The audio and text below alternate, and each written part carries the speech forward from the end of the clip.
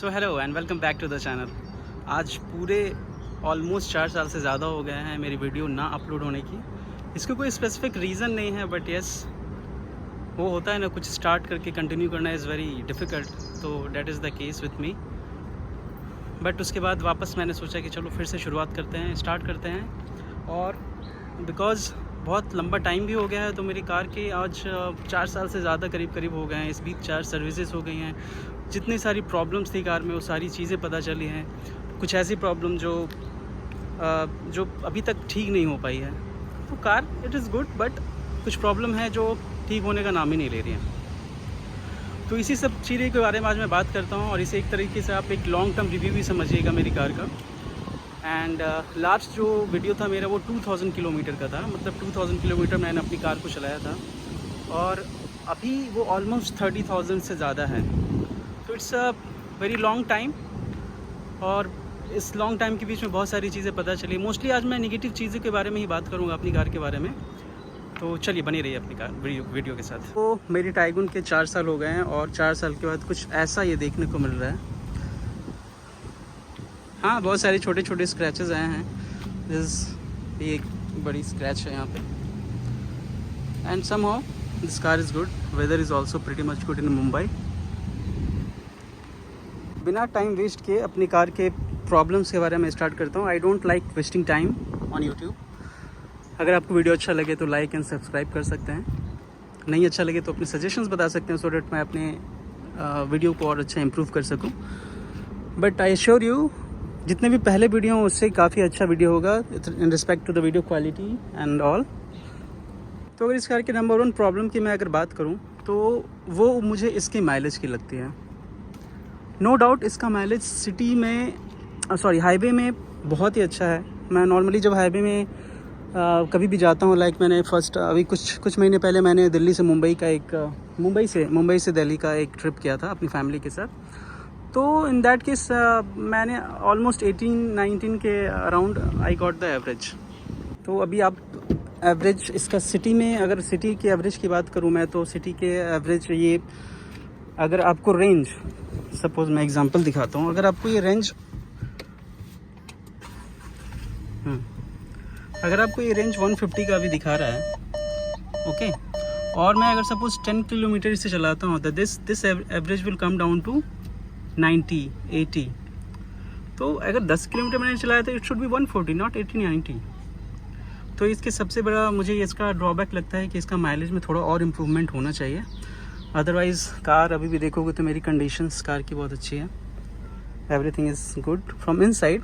Outside कुछ scratches हैं because of the local people around जहाँ मैं अपनी कार पार्क करता हूँ। Other everything is very much good. Second problem की बात करूं तो इसका एसी का performance is not pretty much good. मतलब मैं बहुत सारी कार्स में बैठा हूं अपने मेरे फ्रेंड्स के पास मारुति की कार है, देन hyundai है, मेरे भाई के पास हेक्टर है। वो सब के कार की परफॉर्मेंस एसी की परफॉर्मेंस काफ़ी अच्छी है। इसका आप नॉर्मली वो लोग 24 पे चलाते हैं और उनका विंड स्पीड भी काफ़ी कम रहता है, बट इसमें 24 तो आप चलोगे तो आपको गर्मी लगेगी, और जब बहुत ज़्यादा गर्मी होती है तब तो 21, 19, 18 पे भी चलाओगे तो आपको बहुत टाइम लगता है इसे कूलिंग होने में। इसकी भी कंप्लेंट मैंने बहुत बारी की है फॉक्सवैगन में।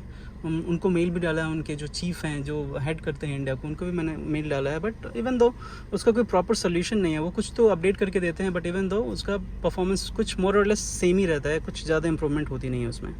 बात करते हैं इसके this window. This is power, what we call power up and down auto window.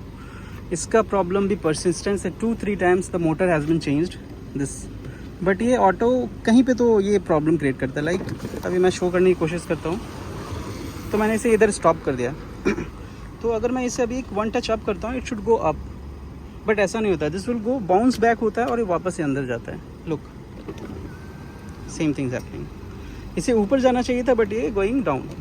तो ये प्रॉब्लम भी परसिस्टेंट है, कभी भी ठीक नहीं होती है। कोई कंप्लेन करने का कोई मतलब नहीं है फॉक्सवैगन या किसी को भी थी। और आखिरी चीज़ की बात करूं तो इसका टीपीएमएस तो इतना कंफ्यूज करता है इसका। सपोज़ आप अभी जस्ट एयर टाइट करवाया आपने एज पर द गाइडलाइंस, और आप एक दिन चलाओ, 2 दिन चलाओ, तीसरे दिन TPMS का मैसेज आना ही है कि tyre pressure is low. But मैं अगर चेक कराने जाता हूँ तो वो उतना भी लो नहीं होता है कि वो आना चाहिए, एरर या जो भी मैसेज है वो आना नहीं चाहिए। तो ठीक है, वो क्या होता है ना, जब भी वो मैसेज आता है तो थोड़ा घबराहट सी होती है कि अरे यार कहीं टायर में हवा कम तो नहीं है, वो टेंशन रहता है पूरे रास्ते भर। और क्योंकि मैं इसमें हमेशा नाइट्रोजन ही फिल कराता हूँ तो नाइट्रोजन कहीं अच्छे से कहीं भी ईज़िली अवेलेबल नहीं होता है। तो ये भी एक रीज़न है, नेगेटिव पॉइंट्स मुझे लगा एक जो आपके सामने बताने चाहिए। अगर ये सब नेगेटिव पॉइंट्स आपको नहीं आ रहे हैं तो मुझे बताइए, सो डैट मुझे भी पता चले कि ये मेरी कार में ये सारी चीज़ें हैं या फिर आपकी कार में भी, आपके भी टाइगुन में है। ये सारी मेजर प्रॉब्लम हो गई मेरी कार में, टाइगुन में, जो मैंने ऑब्ज़र्व की है इन 4 सालों में। और इन 30,000 किलोमीटर चलाने के बाद